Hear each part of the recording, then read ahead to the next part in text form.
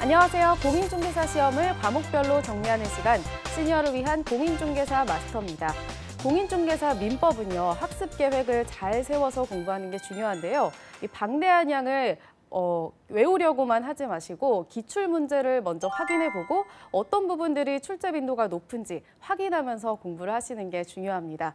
특히 저희 강의에서는요, 자주 출제되는 부분 교수님께서 콕콕 집어서 강의해드리고 있으니까요. 저희 강의 참고하시면 좋겠습니다. 자, 그러면 김영석 교수님의 강의 청해 듣도록 하겠습니다. 박수로 맞아주세요.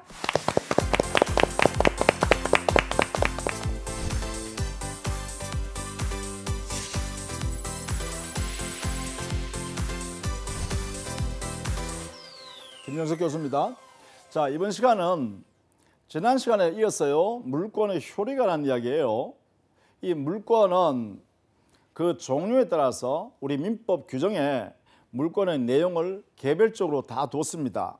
예컨대 점유권의 내용에는 이런 내용이 있고 소유권의 내용에는 이런 내용이 있고 그리고 제한물권인 용의물권과 담보물권의 6개 물권은 각각 이런 내용이 있다 이렇게 명문으로 규정을 했어요. 그러면 여기에 물권의 효력이라는 것은 뭐냐? 보통 물권의 성격을 가졌다면 일반적으로 어떠한 성격을 가지고 있는가? 어떠한 작용을 하는가? 이걸 살펴보려고 하는 거예요. 그래서 이 물권의 효력은 일반적 효력입니다.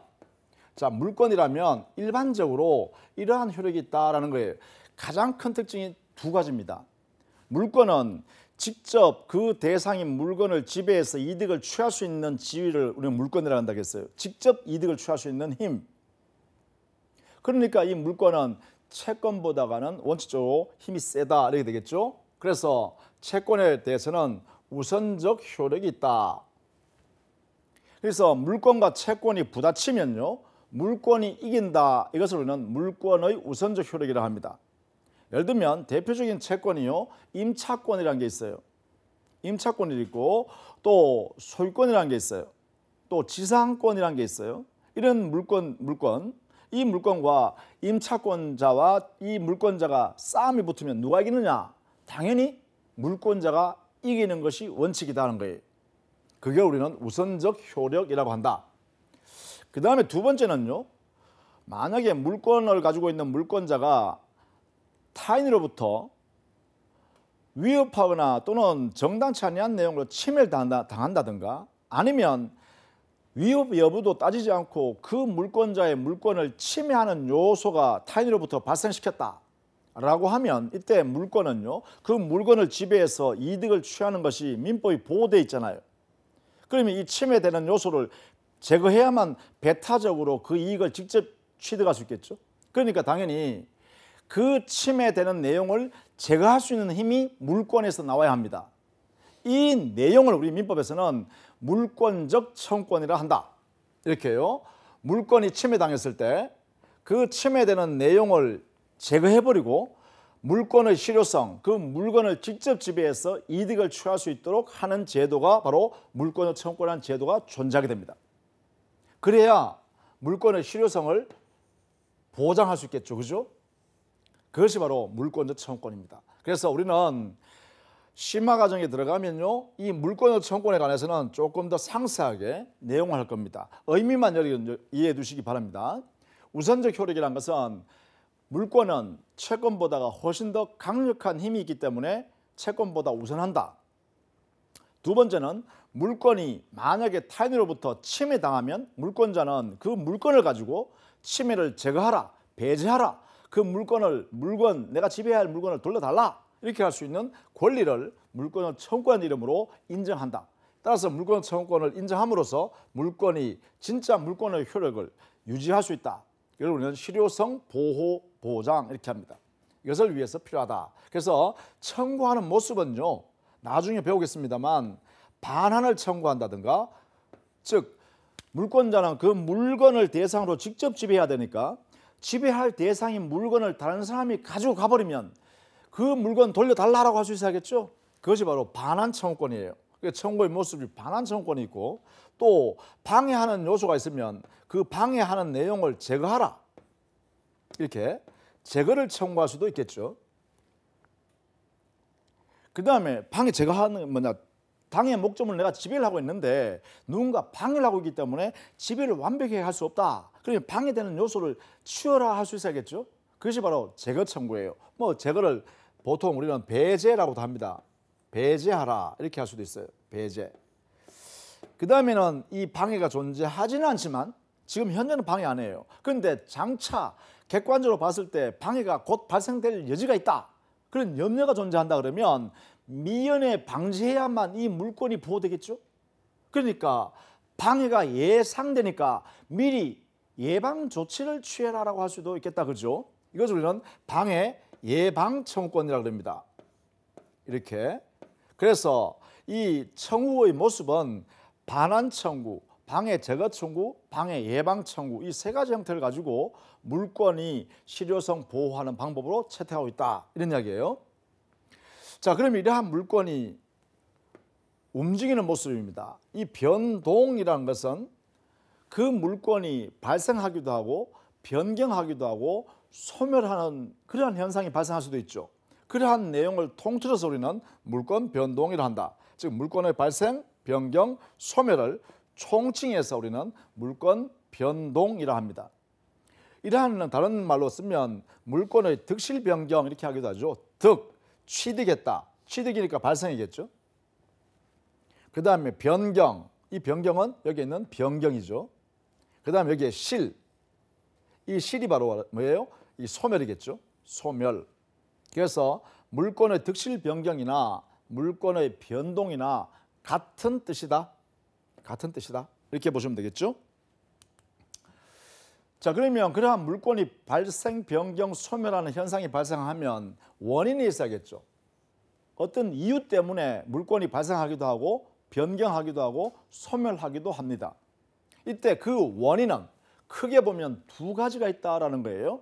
그 첫 번째가 바로 법률 행위에 의한 물권 변동이에요. 이거에 의해서 물권이 발생, 변경, 소멸할 수도 있고 두 번째는요. 법률 규정에 의해서 발생, 변경할 수도 있다라는 것입니다. 이렇게요. 자, 우리 민법에도 항상 이 두 가지 체계에 의해서 물권 발생, 변경, 소멸하는 현상을 다루고 있다라는 것입니다. 당사자가 원하는 대로 어떠한 내용의 행위를 하느냐 그 행위에 따라서 물권이 발생, 변경, 소멸한다. 두 번째는요. 법률 규정에다가 아예 규정을 두는 거죠. 그러면 그 규정에 따라서 당연히 물권이 발생, 변경, 소멸하도록 이렇게 규정을 두었다. 이 두 가지를 가지고 살펴볼 수 있습니다. 크게 나누면요. 따라서 이것은 개인이 행위를 통해서 이것은 법률 규정을 통해서 물권의 변동이 생기는 것을 말한다. 이렇게 볼 수 있겠죠. 자, 그러면 구체적으로 물권 변동이 부동산에 관한 물권이 발생, 변경, 소멸하는 경우는 여기도 역시 마찬가지입니다. 원인은 법률 행위에 의한 경우하고 법률 규정에 의한 경우가 있는데 아주 중요합니다. 여기는 가장 기본적이고 내용이요. 우리 민법에서 물권법 연령 안에서 본다면 가장 기초적이면서 기본적입니다. 자, 부동산에 관한 물권 변동. 예컨대 부동산에 소유권이 발생, 취득했다라고 해볼까요? 취득. 자, 이 부동산 소유권을 취득했는데 그 부동산 소유권이 법률 행위를 통해서 부동산 소유권을 취득했다라고 해보세요. 그러면 매매를 통해서 우리는 소유권을 사고 팔고 합의하죠. 그런 다음에 대금을 받고 소유권을 이전 등기해 주잖아요. 그렇게 되면 소유권이 매수인한테로 넘어가게 되죠. 이러한 현상을 우리는 법률 행위에 의한 부동산 소유권의 취득 이렇게 되겠죠. 이때 가장 중요한 게 뭐냐면 거기에 등기하여야 매수인이 소유권 취득한다 이렇게 했죠.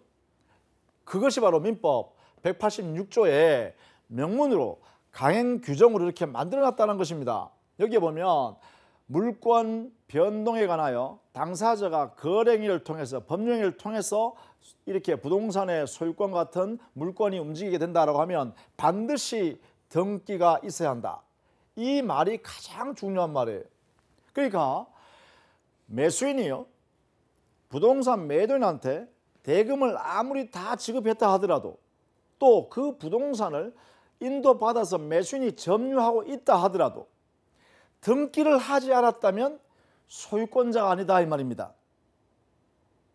반드시 그 매매 계약을 통해서 당사자 사이에 등기 이전이 이루어져야만 그 상대방, 즉 매수인이 소유권을 취득한다 이런 이야기네요. 그래서 설령 반대로 말입니다. 매매 계약을 하고 매수인이 대금을 지급을 아직 덜 했습니다. 덜 했음에도 불구하고 매도인과 매수인이 합의하에 매도인이 자기 소유권 있는 등기를 매수인한테 등기 이전했다라고 하면 이 매수인은 이미 소유권을 취득해 버립니다. 대금을 아직 지급하지 않았음에도 불구하고요. 그러니까 이 등기는요, 반드시 거래행위라는 법률행위를 통해서 부동산의 물권인 소유권 같은 등의 물권이 발생, 변경, 소멸의 현상이 발생하려고 하면 반드시 해야 되는 형식입니다. 등기라는 형식을 반드시 취해야 돼요. 이 등기하는 절차는 부동산 등기법에서 배우고요. 등기법에 규율하고 있습니다. 우리 민법은 등기하라라고만 규정했죠. 그래서 등기하지 않으면 매매에서는 소유권을 취득할 수 없습니다. 반드시 등기하여야만 소유권 취득한다. 이 186조 규정을 우리는 형식주의다라고 그래요. 왜냐하면 등기하여야 소유권 취득하기 때문에요. 이렇게 형식주의라고 한다. 등기 반드시 해야 됩니다. 하지 않으면 취득할 수가 없다. 부동산 물권을요.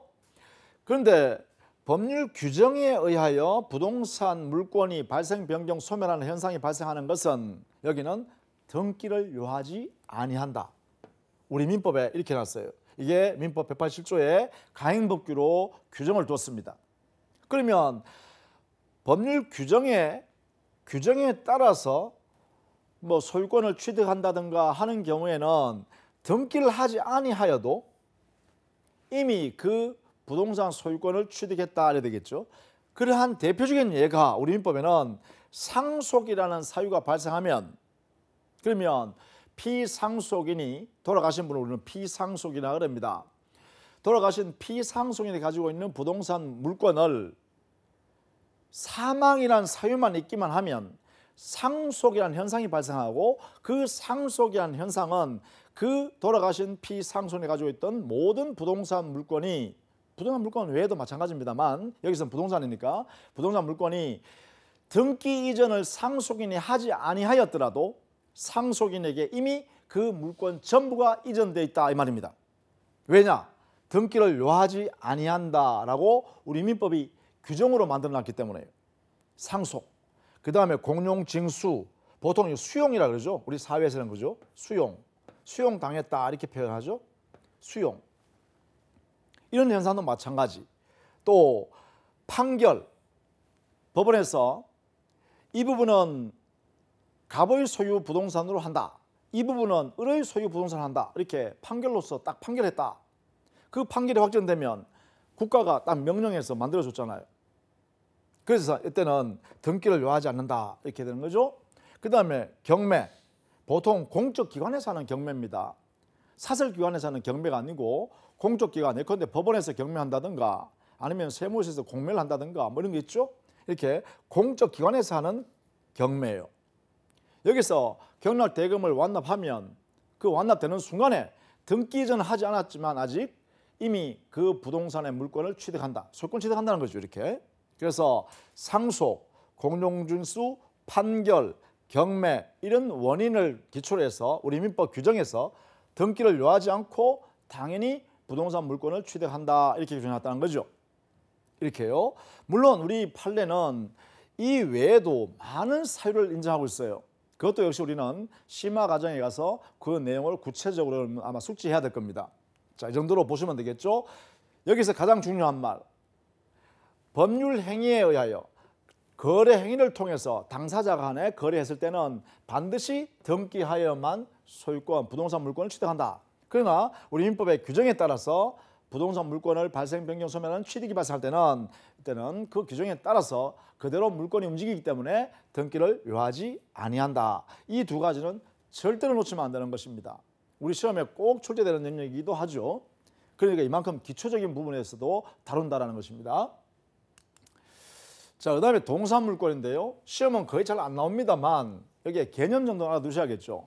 동산의 뭐 소유권이라든지 뭐 질권이라든지 뭐 이런 것들이죠. 동산의 물권이 발생 변경 소멸하는 경우도 마찬가지. 원인은 두 가지입니다. 당사자 사이의 거래 행위라는 법률 행위에 의해서 그 동산 물권이 움직이거나 아니면 법률 규정에 의해서 동산 물권이 움직이는 것입니다. 이때요, 법률 행위에 의해서 동산 물권이 움직일 때는 반드시 해야 될 게 하나 있습니다. 여기도 그게 뭐냐면 인도가 있어야 합니다. 인도. 이 인도란 것은 물건을 건네주는 거예요. 물건을 가지고 있는 이 점유 상태를 이전해 주는 거예요. 이전. 이렇게 이전하는 것을 우리는 인도라고 합니다. 점유의 이전. 이걸 인도라 그래요. 가지고 있던 걸 건네주는 거죠. 그래서 동사는 반드시 거래 행위를 하고 난 뒤에 그 물건을 건네줘야 그 상대방 매수인이 취득한다는 거예요. 그래서 우리가 시장에 가서도 그렇잖아요. 예컨대 뭐 옷가지를 산다든지 아니면 음식물을 산다든지 아니면 뭐 고등어 한 마리 사더라도 뭐예요? 이 고등어 한 마리 얼마입니까? 물은 다음에 얼마를 지급하고 그 자리에서 건네받죠. 건네받아야 그 고등어 한 마리의 소유권을 취득한다 이 말이죠. 이런 이야기입니다. 그게 바로 반드시 필요하다 이렇게 정해놨어요. 그러나 법률 규정에 의해서 동산 물권이 발생 변경 소멸하는 변동이 생길 때는 여기는 인도를 요하지 않습니다. 여기는요. 역시 여기도 마찬가지로요. 이 규정에 따라서 당연히 발생하도록 하고 있습니다. 그래서 여기는 동산 물권 변동에서는 인도라는 이 형식이 반드시 필요하다는 형식을 요하죠. 이걸 민법 명문 규정으로 여기에 규정을 두고 있어요. 188조에서 190조까지. 그래서 이런 인도라는 형식을 갖춰야 한다 했으니까 우리 민법은 법률 행위에 의한 동산 물권 변동에서도 역시 형식주의죠. 그러면 우리는 앞에서요. 부동산 물권 변동에서 법률 행위에 할 때는 뭐라 했나 하면 우리는 등기를 해야 된다고 했어요. 등기부에 자기 이름, 매수인의 자기 이름이 올라가야 드디어 소유권을 취득한다고 그랬어요. 이에 반해서 동산의 경우는요. 거래행위했을 때는 물건을 건네받아야 이렇게 했어요. 그렇죠?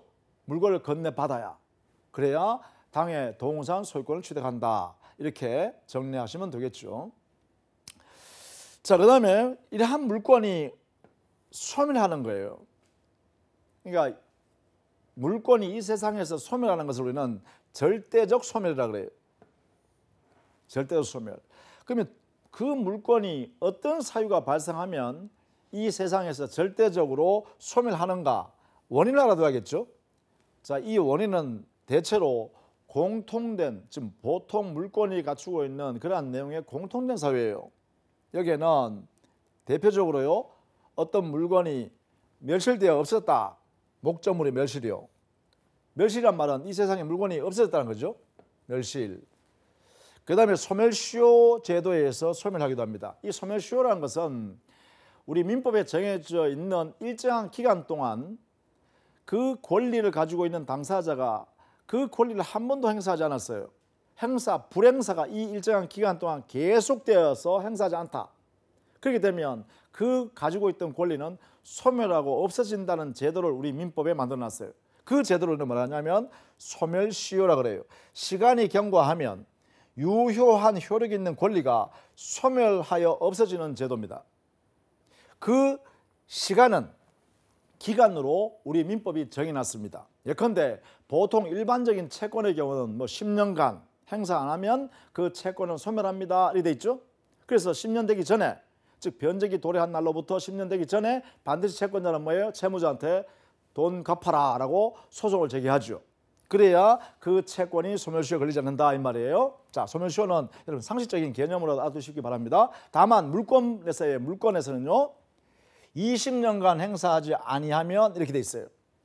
보통 일반 채권의 경우는 10년간 행사하지 아니하면 이렇게 돼 있는데 물권은 힘이 세다 그랬잖아요. 채권보다. 그러니까 행사 기간을 길게 준 거예요. 20년간 행사하지 아니하면 그 물권은 소멸시효로 소멸한다. 이렇게 돼 있다는 거죠. 혼동이라는 제도에서도 물권이 소멸한다. 혼동이라는 것은 우리 사회에 쓰는 용어와 다릅니다. 혼동이라는 것은 여기의 의미는요. 동일한 사람이 두 개 이상의 권리를 딱 취득했는데 이 두 개 이상의 권리가 서로 대립되는 성격, 마주치면 이 한계가 없어져야 할 성격이에요. 대립되는 양립할 수 없는 그러한 물권이나 지위를 동일인이 이렇게 취득했어요. 취득하면 그 양립할 수 없는 물건이기 때문에 권리이기 때문에 하나는 소멸하고 없어지는 현상이 발생해요. 이러한 현상을 뭐라고 하냐면 혼동이라고 합니다. 혼동. 그 다음에 물권자 스스로 포기하는 경우도 물권이 소멸하겠죠. 그 다음에 국가가 공용 진술을 통해서 국가가 그 공익 목적으로 가져가 버렸어요. 재산권, 소유권을. 그러면 당연히요. 개인의 사적 거래에서 소유권에서 벗어나 버리잖아요. 그래서 이거는 그 소유권, 개인의 소유권은 영원히 사적 영역에서 사라졌다는 면에서 소멸이죠.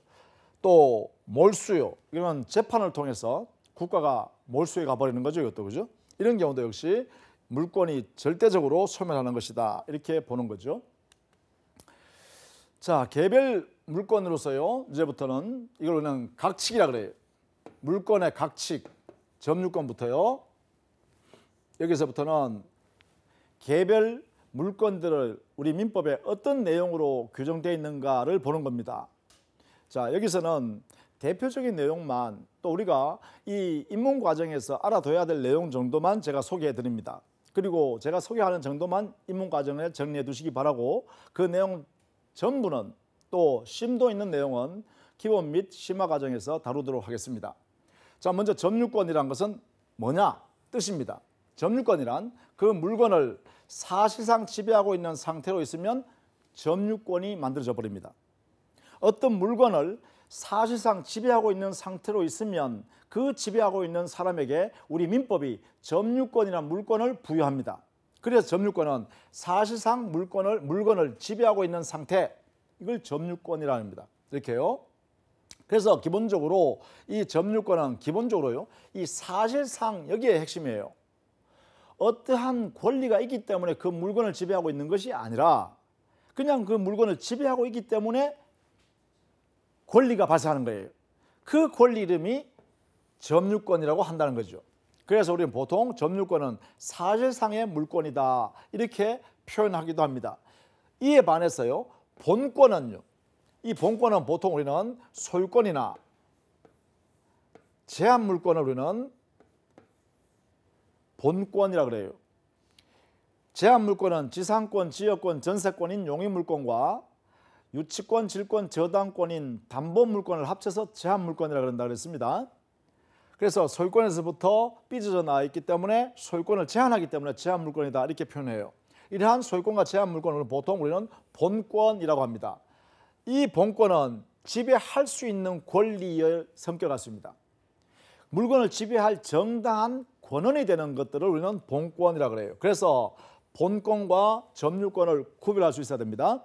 점유권은 사실상의 물권이고 본권은 그 물건을 지배할 수 있는 정당한 권한이 되는 것, 이것을 우리는 본권이라고 합니다. 이렇게요.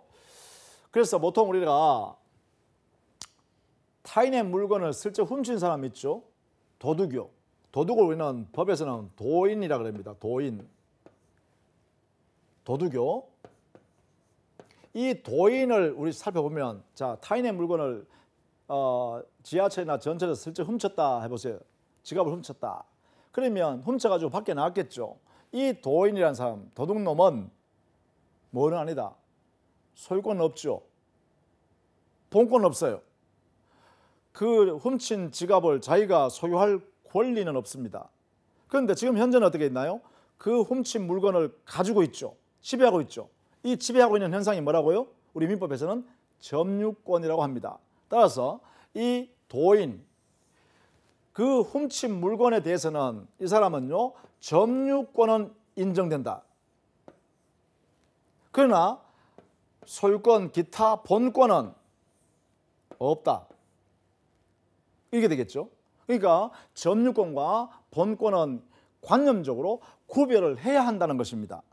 법적으로는요. 그래서 우리 사회에서는 잘 안 쓰기 때문에 이 부분을 잘 이해가 잘 안 되는 수도 있어요. 그래서 이 도인을 예를 들면 가장 명백히 확인할 수 있습니다. 훔친 물건을 가지고 있으니까 점유권은 우리 민법에서 인정한다. 그러나 소유권 기타 본권은 그 도인에게 인정할 수가 없다. 이래 되겠죠. 자, 이런 내용이 여기에 있다. 이 점유권의 취득은요, 기본적으로 그 물건을 지배하기 시작하면 취득합니다. 소멸은요, 당연히 그 물건 지배가 가지고 있는 상태가 벗어나 버리면 당연히 점유권이 소멸하겠죠. 이러한 내용으로 이해하시면 되겠습니다. 자, 그 다음에 점유권의 효력에는요, 점유는 일정한 추정력이 발생합니다. 이 추정력은 민법 규정으로 추정력을 인정하고 있습니다. 이거예요. 그 추정되는 내용은 여기 보면요, 자주점유, 평온점유, 공연점유, 선의점유, 점유 계속점유, 권리적법 추정 이렇게 되죠.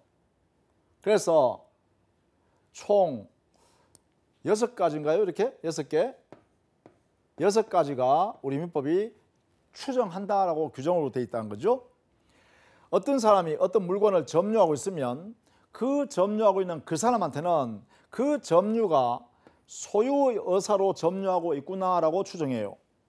그리고 그 점유를 개시할 때 강제로 빼앗아 온 것이 아니라 거래를 통해서 자연스럽게 평온하게 이렇게 점유를 시작했구나라고 추정해요. 그 다음에 그러한 점유자에게는 그 물건을 몰래 훔쳐서 가져와서 점유하고 있는 것이 아니라 암암리에 점유하고 시작한 것이 아니라 누구든지 볼 수 있는 상태에서 공공연하게 그 물건을 인도받아 점유를 시작했구나라고 추정합니다. 그 다음에 그 점유는, 그 점유자가 점유하고 있는 것은 그 본권이 자기한테 있다고 믿고 점유한 걸로 추정합니다. 그리고 그 점유는 과거로부터 지금 계속 점유하고 있는 걸 추정합니다. 그리고 그 물건에 대해서 행사하는 권리는 적법하게 취득한 권리이다라고 추정해요. 이러한 내용의 추정력이 점유에서 나온다는 것입니다. 이렇게요. 자, 점유권의 효력 첫 번째, 점유를 하고 있으면 그 물건에 대한 추정력이 인정된다. 이걸 꼭 기억해 주시기 바랍니다. 고생했습니다.